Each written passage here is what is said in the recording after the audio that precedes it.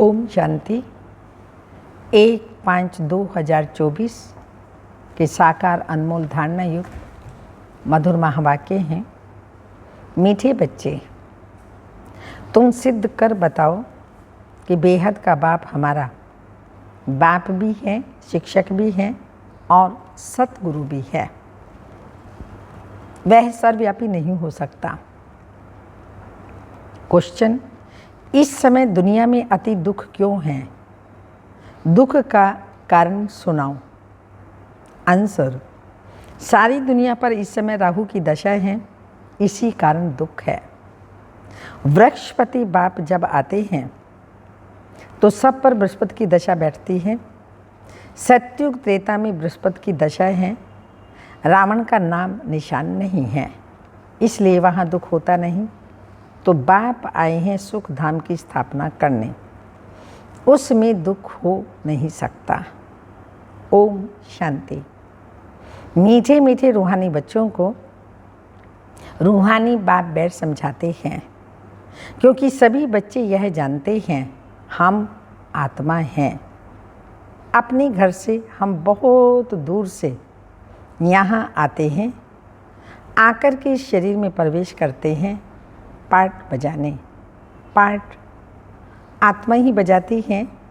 यहाँ बच्चे बैठे हैं अपने को आत्मनिश्चय कर बाप की याद में, क्योंकि बाप ने समझाया है याद से तुम बच्चों के जन्म जन्मांतर के पाप भस्म होंगे। इसको योग में नहीं कहना चाहिए। योग तो सन्यासी लोग सिखाते हैं, स्टूडेंट का टीचर से भी योग होता है, तो बच्चों का बाप से योग होता है। यह है आत्माओं और परमात्मा का अर्थात बच्चों और बाप का मिला। ये कल्याणकारी मिलन है। बाकी तो सब अकल्याणकारी पति दुनिया है ना। तुम जब प्रदर्शनी व म्यूजियम में समझाते हो तो आत्मा और परमात्मा का परिचय देना है, ये ठीक है। आत्मा ही सब बच्चे हैं और वह है परम पिता परम आत्मा जो परम धाम में रहते हैं। कोई भी बच्चे अपने लौकिक बाप का परिचय, अपने लौकिक बाप को परम पिता नहीं कहेंगे, पिताजी कहेंगे पर परम पिता नहीं कहेंगे। परम पिता को दुख में ही याद करते हैं। हे परम पिता परमात्मा, परम आत्मा रहते हैं परम धाम में। अब तुम आत्मा और परमात्मा का ज्ञान तो समझते हो, सिर्फ यह नहीं समझाना है कि दो बाप है। वह भी बाप भी है और शिक्षक भी है, ये जरूर समझाना है।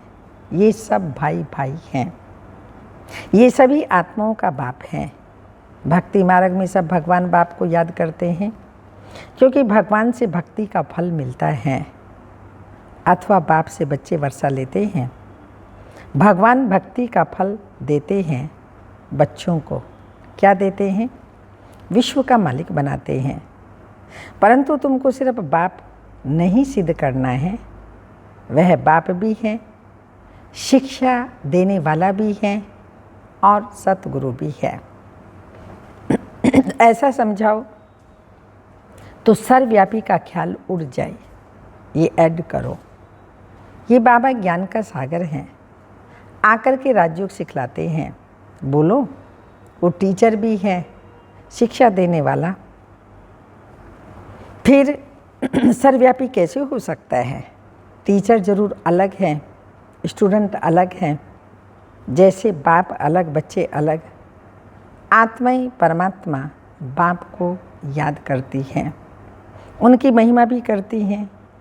बाप ही मनुष्य सृष्टि का बीज रूप है। वह आकर के हमको सृष्टि के आदि मध्य अंत का ज्ञान सुनाते हैं।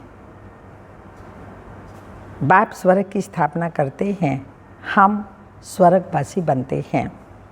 साथ साथ यह भी समझाते हैं कि दो बाप हैं। लौकिक बाप ने पालना की, फिर टीचर के पास जाना पड़ता है पढ़ने के लिए। फिर 60 वर्ष के बाद वानप्रस्थ अवस्था में जाने के लिए गुरु करना पड़ता है। तो बाप, टीचर, गुरु अलग अलग होते हैं। ये बेहद का बाप तो सभी आत्माओं का बाप है, ज्ञान का सागर है।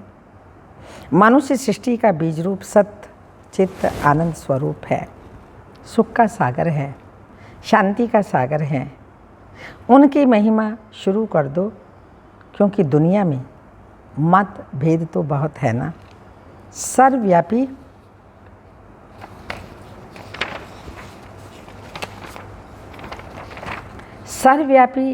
अगर हो तो टीचर बन पढ़ाएंगे कैसे? फिर सतगुरु भी है, सभी को गाइड बन ले जाते हैं, शिक्षा देते हैं, अर्थात याद सिखलाते हैं। भारत का प्राचीन राजयोग भी गाया हुआ है, पुराने ते पुराना है संगम युग।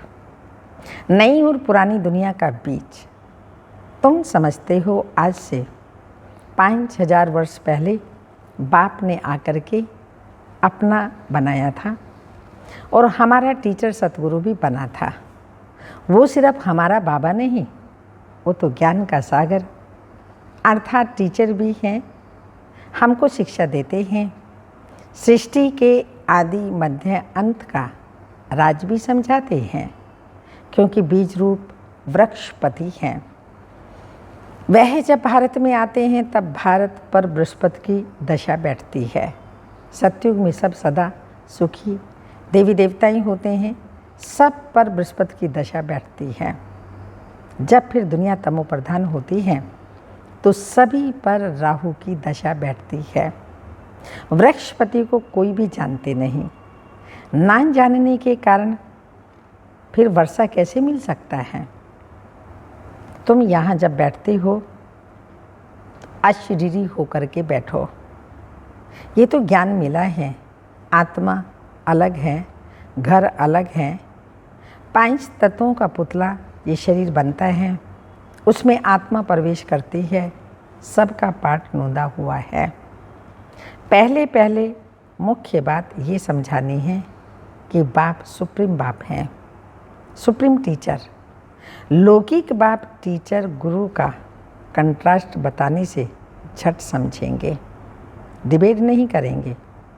आत्माओं के बाप में सारा ज्ञान है, ये खूबी है। वही हमको रचना के आदि मध्य अंत का राज समझाते हैं। आगे ऋषि मुनि आदि तो कहते थे, हम रचता और रचना के आदि मध्य अंत को नहीं जानते, क्योंकि उस समय वह सतो थे। हर चीज़ सतो प्रधान, सतो रजो तमो में आती ही है, नई से पुरानी जरूर होती है। तुमको इस सृष्टि चक्र की आयु का भी मालूम है। मनुष्य यह भूल गए हैं कि इनकी आयु कितनी है। बाकी शास्त्र आदि सब भक्ति मार्ग के लिए बनाते हैं, बहुत गपोड़े लिख दिए हैं। सबका बाप तो एक ही है, सदगति दाता एक है, गुरु अनेक है। सदगति करने वाला सतगुरु एक ही होता है। सदगति कैसे होती है वह भी तुम्हारी बुद्धि में है। आदि सनातन देवी देवता धर्म को ही सदगति कहा जाता है। वहाँ थोड़े ही मनुष्य होते हैं, अभी तो कितने ढेर मनुष्य हैं। वहाँ तो सिर्फ देवताओं का राज्य होगा, फिर डिनाइस्टी वृद्धि को पाती है। ये ख्यालात भी सिर्फ तुम्हारे चलते हैं, यह तुम बच्चे समझते हो। भगवान तुम सभी आत्माओं का एक ही है। वह है बेहद का बाप। हद के बाप से हद का वर्षा मिलता है, बेहद के बाप से बेहद का वर्षा मिलता है। 21 पीढ़ी स्वर्ग की बादशाही। 21 पीढ़ी अर्थात जब बुढ़ापा होता है तब शरीर छोड़ते हैं, वहाँ अपने को आत्मा जानते हैं। यहाँ देही अभिमान होने के कारण जानते ही नहीं कि आत्मा ही एक शरीर छोड़ दूसरा लेती है। अब देह अभिमानियों को आत्म अभिमानी कौन बनावे? इस समय एक भी आत्म अभिमानी नहीं है, बाप ही आकर आत्म अभिमानी बनाते हैं। वहाँ यह जानते हैं आत्मा एक बड़ा शरीर छोड़ छोटा बच्चा जाकर बनेंगे। सर्प का भी मिसाल है। ये सर्प भरमरी आदि के मिसाल सब यहाँ के हैं और इस समय के ही हैं, जो फिर भक्ति मार्ग में भी काम में आते हैं। वास्तव में ब्राह्मणिया तो तुम हो, जो विष्टा के कीड़े को भूं भूं कर मनुष्य से देवता बना देती हो। बाप में नॉलेज है ना, वही ज्ञान का सागर है, शांति का सागर। सभी शांति मांगते रहते हैं। शांति देवा किसको पुकारते हैं? जो शांति का दाता अथवा सागर है। उनकी महिमा भी गाते हैं, परंतु अर्थ रहित कह देते हैं, समझते कुछ भी नहीं। तो बाप कहते हैं ये वेद शास्त्र आदि सब भक्ति मार्ग के हैं। 63 जन्म भक्ति करनी ही है। कितने ढेर शास्त्र हैं। मैं कोई शास्त्र पढ़ने से नहीं मिलता हूँ, मुझे पुकारते भी हैं, आकर पावन बनाओ। यह है तमो प्रधान किचड़े की दुनिया, जो कोई काम की नहीं। कितना दुख है। दुख कहाँ से आया? बाप ने तो तुमको बहुत सुख दिया था, फिर तुम सीढ़ी कैसे उतरे? गाया भी जाता है ज्ञान भक्ति। बाप ज्ञान सुनाते हैं, भक्ति रावण सिखाते हैं। देखने में न बाप आता है न रावण आता है। दोनों को इन आँखों से नहीं देखा जाता। आत्मा को समझा जाता है। हम आत्मा हैं तो आत्मा का बाप भी ज़रूर है। बाप फिर टीचर भी है। ऐसा और कोई होता नहीं। एक शिव बाबा ही है जो बाप भी बनता, टीचर भी बनता, सतगुरु भी बनता, और कोई ऐसा होता नहीं। अभी तुम 21 जन्म के लिए सदगति को पा लेते हो, फिर गुरु की दरकार नहीं रहती। बाप सबका बाप भी है तो शिक्षक भी है, पढ़ाने वाला। सबका सदगति दाता, सदगति करने वाला सतगुरु, सुप्रीम गुरु भी है। तीनों को ही सर्वव्यापी कह न सके, वह तो सृष्टि के आदि मध्य अंत का राज बताते हैं। मनुष्य याद भी करते हैं, हे पतित पावन आओ, सर्व के सदगति दाता आओ, सबके दुख हरो सुख दो, हे गॉडफादर, हे लिबरेटर, फिर हमारा गाइड भी बनो।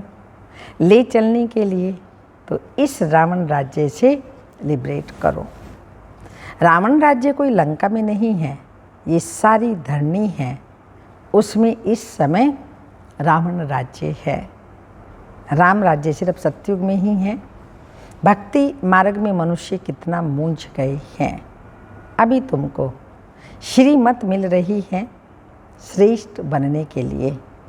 सतयुग में भारत श्रेष्ठाचारी था, पूज्य थे।